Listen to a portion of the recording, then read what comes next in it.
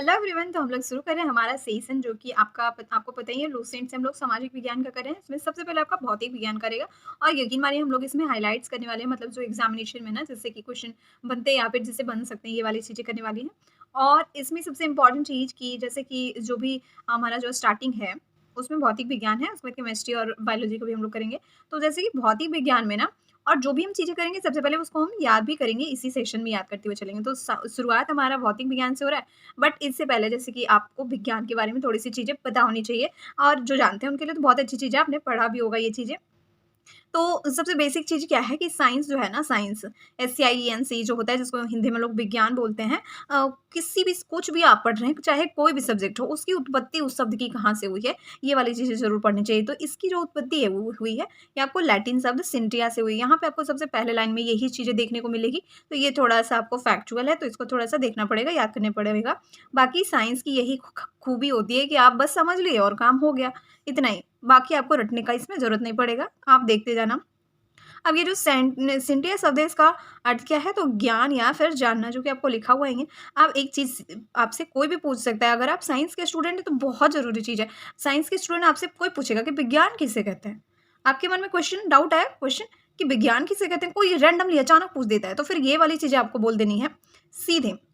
बिल्कुल, आपको बोलना है ना कि किसी भौतिक जगत में जो कुछ भी विद्यमान है, विद्यमान मतलब क्या? मतलब कि जो कुछ भी मौजूद है या फिर जो घटित हो रहा है ना, तो उसमें उसका क्रमबद्ध और व्यवस्थित जो ज्ञान होता है, उसी को विज्ञान बोलते हैं। आप अगर क्रमबद्ध शब्द भी पकड़ लेते हैं ना, ओनली क्रमबद्ध को, तो आपका काम इससे भी चल जाएगा कि क्रमबद्ध घटनाओं का अध्ययन ही विज्ञान है। तो ये भी सही है, विज्ञान के लिए ज़रूर याद करके रखिए अगर आप साइंस के स्टूडेंट हैं तो। अब इसकी 2 शाखाएँ हैं, आपको पता ही है, प्राकृतिक विज्ञान और भौतिकी विज्ञान, नेचुरल साइंस और फिज़िकल साइंस। अब आपको ये जो नेचुरल साइंस है, ये 2 भाग में बँटा हुआ है। कौन-सा? तो बॉटनी और ज़ूलॉजी। और फिर ये आपका बहुत फिज़िकल साइंस जो है बँटा हुआ है आपका भौतिकी और रसायन विज्ञान में, यानी कि फिज़िक्स और केमिस्ट्री में। अब यहाँ पे थोड़ी-सी भौतिकी की भी हम लोग डेफ़िनेशन देख लेते हैं। फिर हमारा पार्ट शुरू हो जाएगा जो कि मेन टॉपिक है हमारा। तो भौतिकी किसे कहते हैं? तो भौतिकी के लिए यहाँ पे आपको लिखा हुआ दिख ही रहा है कि विज्ञान की वह शाखा जिसके अंतर्गत द्रव्य तथा ऊर्जा और उसकी परस्पर क्रियाओं का अध्ययन मतलब जो भी साइंस में आप पढ़ोगे ना, उसकी क्रिया का अध्ययन ही आपको देखने को मिलेगा। जैसे कि ये क्या है? क्रमबद्ध क्रमबद्ध करके हम लोग उसका जो घटना घटित हो रही है उसको, उसके क्रमबद्ध अध्ययन को विज्ञान कहते हैं, ठीक है?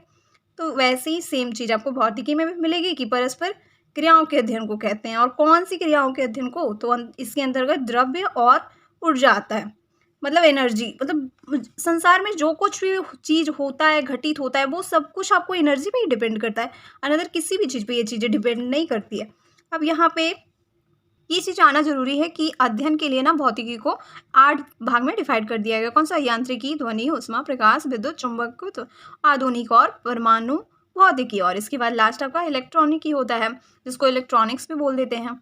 तो इंग्लिश में उसको बोलते हैं। तो सबसे पहले हम शुरू करने वाले, मतलब 8 भाग में डिवाइड करके इसको पढ़ा जाता है, जिसमें से हमारा सबसे पहला पार्ट जो है वो यांत्रिकी ही होगा। और यांत्रिकी को भी मतलब थोड़ा ईज़ी करके तो इसको भी 6 भाग में बाँट करके यांत्रिकी को भी पढ़ा जाता है। यांत्रिकी जो आपका टॉपिक है ना, ये आपका पूरा बेस है, मतलब फिजिक्स का ये बेस है। अगर आप इसको सबसे पहले नहीं पढ़ते हो, किसी और भी चीज़ को जाते हो ना पढ़ने के लिए, तो आपको हर समय कुछ ना कुछ मिलता ही रहेगा। अब ये यांत्रिकी जो है ना, आपको इसमें जो मापन है ये आपका स्मृति स्तर का है। जैसे बच्चे को 1 2 3 4 5 ये रटाया ही जाता है ना सारे बच्चे को, तो वैसे ही इसका यांत्रिकी का मापन भी कुछ ऐसा ही है। इसमें रटने वाली चीज़ें होती है, बट हम लोग रटेंगे नहीं, यही खासियत है। अब क्योंकि ये पूरा चीज़ ही फैक्चुअल है, तो हम लोग बस राशि को थोड़ा-सा देखने वाले हैं, इसके बाद हम फैक्चुअल चीज़ पे चले जाएँगे, एक और चीज़। तो राशि किसको कहते हैं? तो आपको पता है, इसमें जो लिखा हुआ है उससे तो हम लोग थोड़ा-सा डिफरेंट करके समझेंगे कि मतलब संख्या को में जिसको भी हम लोग लिख सकते हैं ना, बस उसको राशि कहते हैं। तो संख्या में किसको लिख सकते हैं? किसी चीज़ को भी लिख सकते हैं, जनसंख्या को लिख सकते हैं, आयु को लिख सकते हैं, वस्तु के भार को लिख सकते हैं, किसी भी चीज़। ये तो बस एग्ज़ाम्पल है। अब जैसे कि आपसे कोई पूछ रहा है कि कितने वहाँ पे कितने केले हैं, तो आप उसको संख्या में ही बताओगे ना, या फिर उसको उतने सारे हाथों में लाके दे दोगे, ऐसा है नहीं। तो जो भी चीज़ आप संख्या में बस लिख सकते हैं, बोल सकते हैं, उसी चीज़ को आपको राशि कहते हैं, उसी को क्वांटिटी बोलते हैं। ये मात्रा वाली क्वांटिटी बिल्कुल नहीं है। शायद आपको बोर भी लग रहा होगा क्योंकि आपको ये चीज़ें पता होगी। अब हम फैक्चुअल चीज़ पे चलते हैं जो कि आपको याद करना है, और उसको हम लोग जल्दी से याद करेंगे। तो सबसे पहली चीज़ हमारा जो है ना, ये 10 के घात वाला हम लोग याद करने वाले हैं। मतलब ये जो है ना, प्रीफिक्स होता है, किसी के पीछे में जो जाके लग जाता है उसको हम लोग बोलते हैं प्रीफिक्स। तो फिर इसमें क्या होता है, जैसे कोई भी है, आप लंबाई को आप किस में मापते हो? मीटर में मापते हो, पता है? मीटर में मापते हो ना? कपड़ा खरीदने गए तो मीटर में चाहिए, लेकिन ये सेंटी, मिली, डेसी, डेका, हेक्टो, किलो, ये सारा का सारा क्या है, यही तो आपका वो है, प्रीफिक्स है। जब आप इसको मीटर के पहले लगा दोगे ना, तब उसका पूरा का पूरा मतलब ही चेंज हो जाएगा। जैसे कि अगर आप मीटर के पहले क्या लगा देते हो, 10 के पावर क्यू, ठीक है, 10 के पावर क्यू लगा दिए मीटर के पहले, तो वो हो गया क्या, किलोमीटर हो गया। और अगर आपने मीटर के पहले मेगा लगा दिया तो वो मेगा मीटर हो गया, giga metre, tera metre, peta metre, exa metre, ऐसे करके ही बोलते हैं उसको। अब यहाँ पे क्योंकि 10 पे पावर बढ़ता जाता है तो सबके नाम भी अलग अलग होते जाते हैं, तो उसको याद रखना हो जाता है कठिन, तो हम लोग याद कर लेते हैं। तो सबसे पहले पॉजिटिव और निगेटिव को आपको जो है ना उसको अलग अलग कर लेना है, ऐसे बीच में लाइन हमने कर दिया है। तो 10 के पावर 1 को तो डेका बोलते हैं, तो छोटे को हम लोग छोड़ते हैं, सबसे पहले बड़े से शुरुआत करते हैं, तो 18 यहाँ पे लिखा हुआ। अब यहाँ पे मैं आपको बता देती हूँ कि ये देख लो, जितना भी पॉजिटिव वाला होगा ना उसमें आपको आ होता रहेगा। जैसे कि यहाँ क्या है, एक्सा है तो आ है ना, यहाँ पे भी आ है, यहाँ पे मैं लिखती हूँ आ।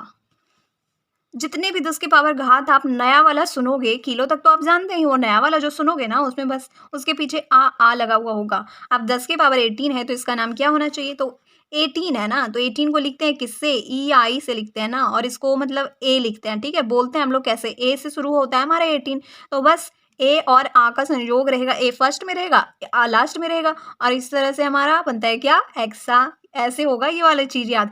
तो एक्सा, ए और आ, तो जहां भी आपको एक बार तो आपको एक दो बार थोड़ी सी प्रैक्टिस करनी पड़ेगी कि 10 के पावर 18 है तो 18 तो ए से होगा ना, ई लिखेंगे तो फिर हम लोग बोलते हैं उसको 18, ए वाला आता है साउंड, और लास्ट में हमारा आ आता है, तो ये वाली चीजें होगी इसमें एक्सा 18 के लिए। अब 10 के पावर 15 है तो इसको क्या बोलेंगे, तो 15 तो लिखते हैं हम लोग ना, 15 लिखते हैं, लेकिन वो एफ से होता है, ठीक है, 15। लेकिन 5 से क्या होता है, पेंटा होता है ना, आपने पेंटा वो वाली जो हम लोग पढ़ते हैं केमिस्ट्री वगैरह में हम लोग, या फिर मैथ वगैरह में 10 के पावर 5 होता है तो आप उसको बोलते हैं ना पेंटा है, या फिर 5 कुछ भी है तो उसको पेंटा ही बोलते हैं। तो यहाँ पे बिल्कुल वही वाला चीज़, आ वाला प्रीफिक्स तो यहाँ पे रह जाएगा, इसके पीछे में आ तो लगाना ही आपको है, और साथ में आपको पेंटा का पे ले लेना है, तो हो जाएगा ये पेटा, ठीक है। 10 के पावर 12 है तो 12 है तो इसको अब 2 के लिए यहाँ पे आपको TWO लिख देना है, ठीक है।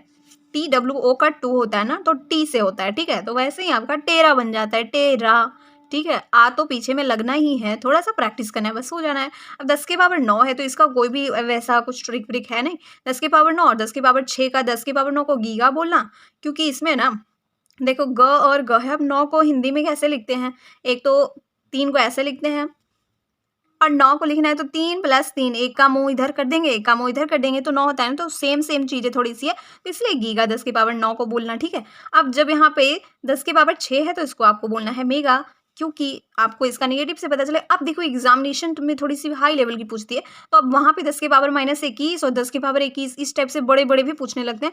तो यहाँ पे अगर इसकी बात करें हम लोग पॉजिटिव वाले की, सबसे पहले सॉरी बस इसका भी कोई वैसा ट्रिक नहीं है, लेकिन आ जो है ना वो तो हमेशा रहेगा लास्ट में, जो आपको पॉजिटिव है उसके लास्ट में आ देखने को मिलता है। 10 के पावर 21 का जेटा होता है, 10 के पावर 24 का योटो होता है, ठीक है। अब यहाँ पे आ जाओ, किलो और हेक्टो और डेका तो ये मालूम है आपको, तो ये तीनों चीजें छोड़ते हैं यहाँ से। अब यहाँ 10 के पावर -6 से आ जाते हैं, तो जो आपको माइनस नेगेटिव पावर वाला रहेगा ना उसके लास्ट में आपको ओ लगा हुआ जरूर मिलेगा। अब देखो 10 के पावर -6 का माइक्रो, अब 10 के पावर +6 का तो क्या था, मे से ही था ना, मेगा था, और -6 का माइक्रो, मतलब एम से ही शुरू, म से ही शुरू हो रहा है ये। 10 के पावर 9 का तो सही है, 9 से 9 होता है, 9 से नैनो, इसके भी लास्ट में ओ, ठीक है। 10 के पावर -12 का पीको, पी यहाँ पे क्यों, क्योंकि पी का कुछ रीजन तो नहीं है, बट यहाँ पे ओ जरूर आपको लास्ट में देखने को मिल रहा है। 10 के पावर -12 को पीको, 10 के पावर -15 का जरूर है 15। आप 5 के लिए एफ लिखते हैं, ठीक है, 5 के लिए एफ लिखते हैं और बोलते हैं उसको एफ से हैं, तो इसलिए फेम्टो या फर्मी, और फेम्टो ही क्योंकि हमारा ओ लास्ट में लगा हुआ है। 10 के पावर -18 तो सेम इसका भी सही है, ई तो रहता है ना 8 में, तो फिर ये बन गया ए, और लास्ट में आपको ओ लगाना ही है, तो ये हो गया एटो। और अगर हम इनके सिंबल की बात करें तो जैसा नाम है वैसा ही सिंबल है। एक्सा का ई से एक्सा होता है तो ई, पी, आपका पेटा के लिए पी, टेरा के लिए टी, और गीगा के लिए जी लिखना है, और मेगा के लिए एम, किलो के लिए के, हेक्टो के लिए एच, डेका के लिए डी ए, और डेसी के लिए डी, सेंटी के लिए सी लिखते हैं, और मिली के लिए एम लिखते हैं। अब केवल एक चेंज आपको मिलेगा कि माइक्रो को ना ऐसे लिखते हैं, माइक्रो का ये साइन रहेगा और नैनो का एन रहेगा, ठीक है। पीको का पी रहेगा, फेम्टो का एफ, और एटो का ए रहेगा, सिंपल। तो आज हम लोग इसमें इतना ही रखेंगे। अब इसके बाद आपको नेक्स्ट वीडियो में देखने को मिलेगा इसका बिल्कुल हाइलाइट। उसमें आपका ये जो मापन वाला टॉपिक है ना, ये बिल्कुल ख़त्म ही हो जाना है, क्योंकि उसमें आपको थोड़ा-सा शॉर्ट करके ही दिखाया जाएगा, क्योंकि उसमें ज़्यादा याद करने का इस टाइप से रहेगा नहीं, तो आपका टाइम जाएगा नहीं। तो थैंक्स फॉर वॉचिंग, मिलते हैं नेक्स्ट वीडियो में, तब तक के लिए बाय बाय।